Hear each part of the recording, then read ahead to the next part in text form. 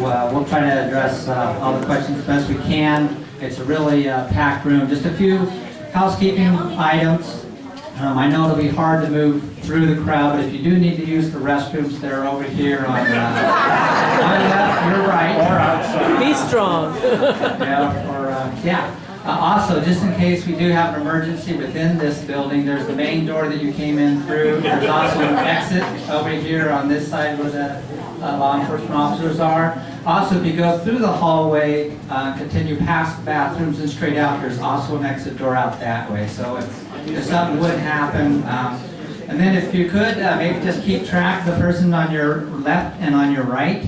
And we'll just go ahead and assemble over the entrance to the cemetery and then get a head count at that point. There's a cemetery, right?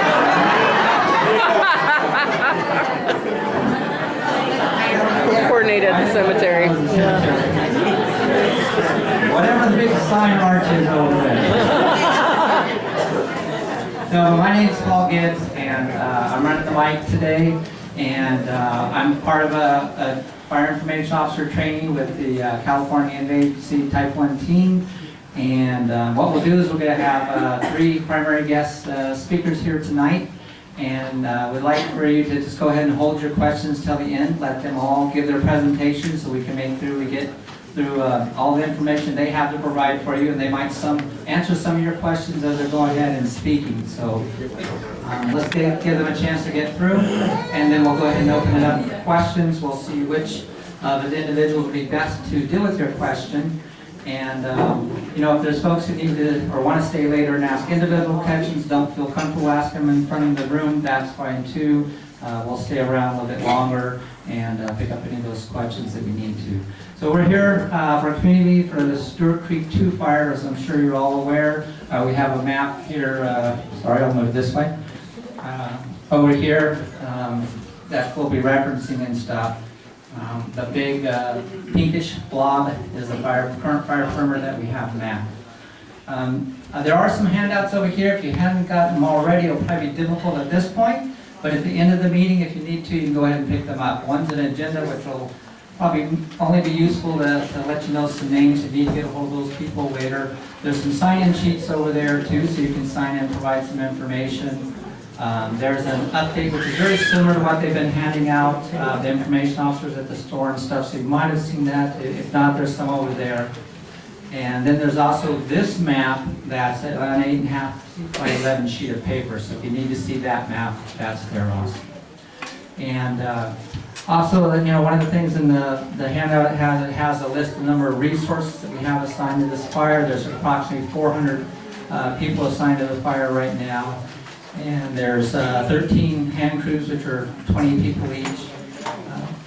We also have 10 engines assigned. There's 4 bulldozers. There's 9 helicopters, 6 air tankers, 8 of the scooper planes. Those are the ones that scoop down and get the water up off the lake that have been working the fire throughout today and the last couple of days. So just a quick rundown on some of the resources that we have.